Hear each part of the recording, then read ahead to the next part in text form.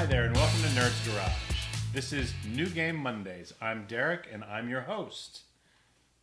I'm Suzanne, and I'm in charge of when you find the little pieces of a game on the ground that you haven't played forever, I find the game and put it back in.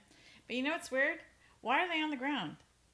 Do you think, like at night, they come alive and they all interact and have a big party? And Of course they come alive and have a big party. What else would they do? God, I wish they'd invite us. That'd be nice if you go to a party. What's the game this week? Oh, it's New Game Monday, so we're doing a game. We Right. are. Okay, we're talking about a game. Today we're going to talk about Above and Below. A really fun game by Raven Games that came out about 4 years ago. It was 2015. Okay. Ryan Laukat. Apologies for name butchering. Yeah, sorry. So tell me, Suzanne, tell me about Above and Below.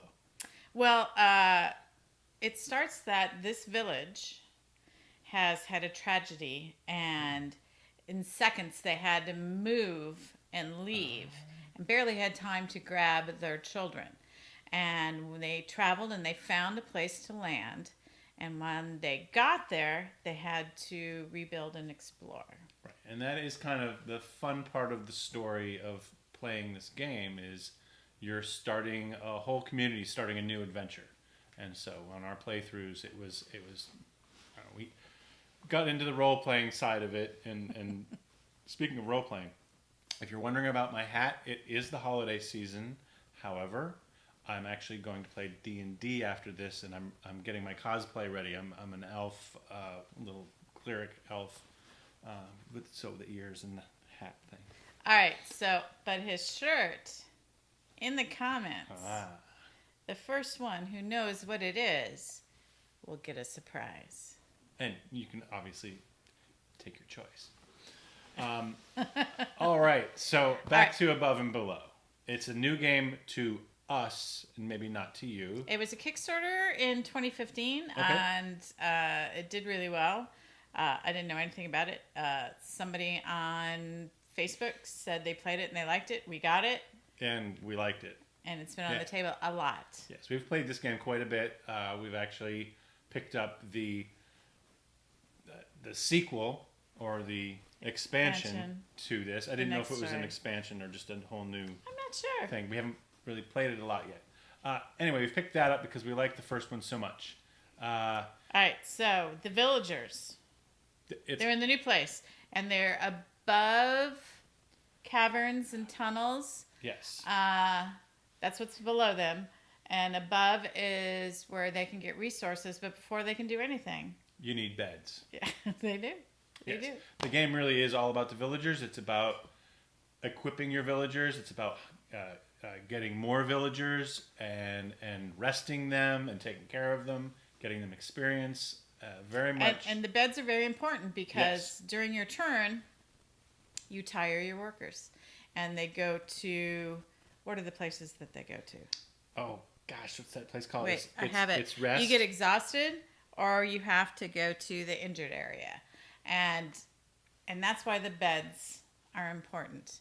Because for every worker you have or villager, you need to have a bed. Yes. And so you spend quite a bit of time when you're in the above portion of the game equipping your villagers or getting new villagers, and your strategy ends up revolving around what skills your villagers are getting and what extra items you can get for them. So when they go to the below, they're better equipped to face the challenges in the caves below. And during the turns, what I like is it's not like you do a move, you do a move, you do a move. You finish, you have up to, 4 moves? Yeah. What are the different moves that we do? You can explore, you can harvest, you can... I have a cheat sheet that I don't want to look at. I'm looking... You can build, you can train, or you can labor. So all of those things are actions that you can take in your turn. There's also some free actions you can trade between players. And you do all that, and so you can't have any other options, then you pass. which is kind of exciting to be able to move around the board and have that many actions before going to the next person. Absolutely. You get really involved with your strategy and your pieces and your villagers because you want to get them the best deal possible, because when you go to the below, they need to have skills, they need to have what you think are the right skills for what you want to accomplish in the below, because you'll find out there's different actions in below, there's different storylines when you go below, that if you're prepared one way, right, if you're prepared one way, you have an advantage to some things but not to others, and so forth. So the below is like choose your own adventure. Yeah. And for however many villagers you have, you take with you to the below as explorers, is more options you have to when you go on this adventure to either succeed or fail. And it is a choose your own adventure. There's a storybook, and I thought we might read one of the choices. Yeah. And I'm going to pick a number. Okay. 98. Number 98. Now this could be Spoilers. But it also, out of context, it's just a good Not way. going to mean a lot.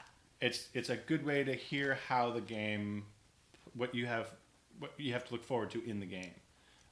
Okay, so 98 you said? Yeah. Is it a good one? Number 98. You reach a salty underground bay, the waves lapping against a sandy shore. Out on the water you see a ship, the windows lit brightly. You consider swimming out to the ship, but as you stand near the water you notice a bed of clams below the waves. Do you board the ship, or do you dive for clams? If they had any pearls, you'd be able to sell them. So now you're then given two choices. Well, you've been given two choices. What is it worth risking the unknown waters and swimming out to this ship, or do you want to just harvest the pearls, the clams, in hope of pearls that are right in front of you? So it's a dice roll. So what are our options? So dive for pearls, explore 3.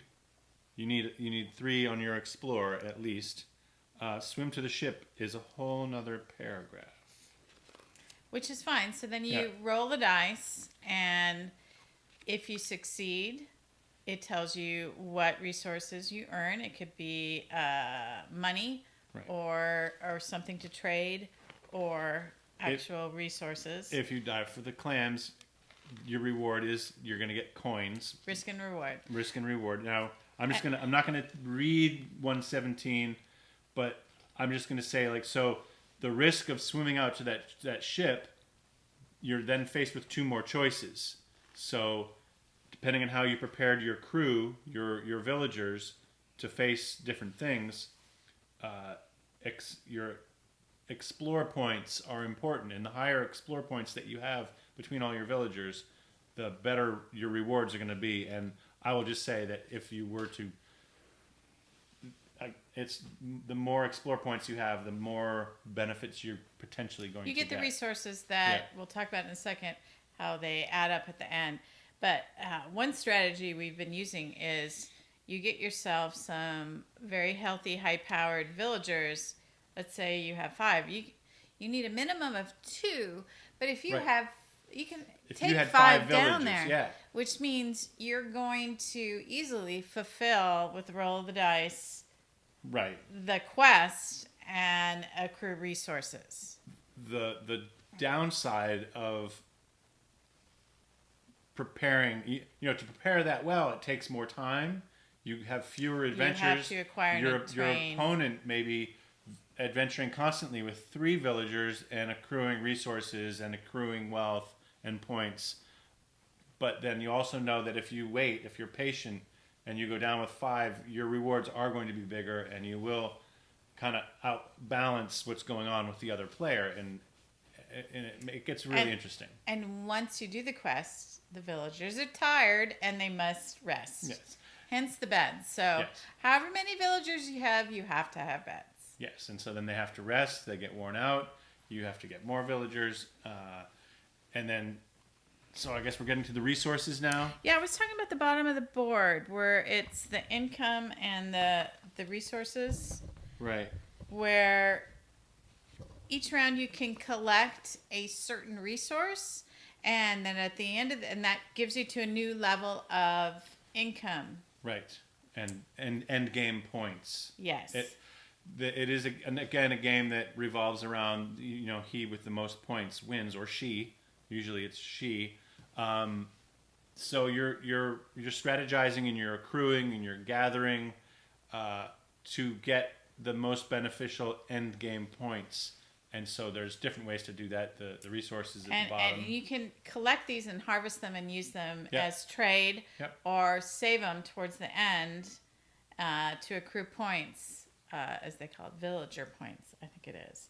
And it's like an engine building game. It starts out slow, but when you get to the end, everything goes fast. You really get on a roll.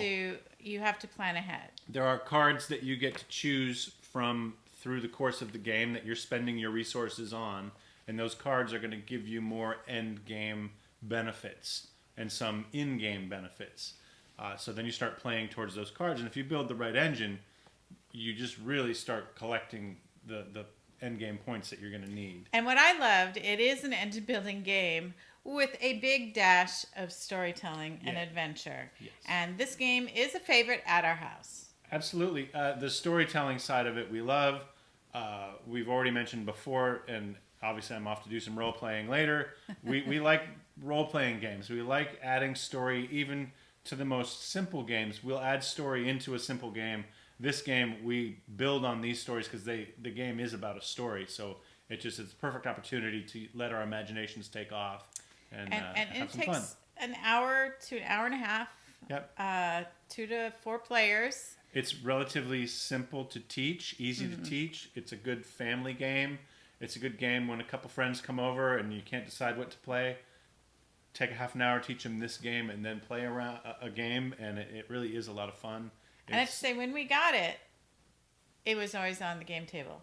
Constantly. Okay, granted, we've got 3 A few games. Three game tables, but it was always there, and when we'd finish, to be like, let's leave it because we're going to play it again tomorrow. Leave it out. We're going to play it again. And sometimes we'll have games that stay on a table for a couple weeks, and we'll play it every second or third day. Rather than put it away, we'll play a game on a different table because why not? And the artwork in this game is pretty cool. Artwork is important to us, and it is whimsical and charming, and the stories are interesting. At least for me, this all worked for me. The simple detailing in the cards, in the villager cards, and the resource cards is beautiful. And you know what? We haven't played it in a little bit. Ooh, I kind of want to play it now. Should we put it to the table tonight? I'm going to play some D&D. No! All right. Tomorrow. Let's bring it back to the table. Tomorrow morning. We'll get up and we'll play Tuesday morning Above and Below. Awesome. All right. And next week is a game What's that... it's City of Big Shoulders. Oh, City Big Shoulders. Parallel games. It's a heavy game. And well, we'll talk about it next week. Oh, it's so much fun. We have played it twice, and we're going to play it again soon, and we'll talk about it for New Game Monday next week. And we appreciate you watching us, and we always enjoy your questions and comments, so please continue to do that. I'm Suzanne for Nerdz Garage. I'm Derek for Nerdz Garage, and yes, absolutely, if you have comments, we want to hear your comments and your feedback. If you have a game that you think we should put on New Game Monday, let us know. If you have a game that you don't think we know about and think we should play it, say, try this game. We like this game. Let us know, because I can't stop buying new games. She can't stop buying games. It's a problem. It's a good problem to have, though, because we always got more fun new games to play.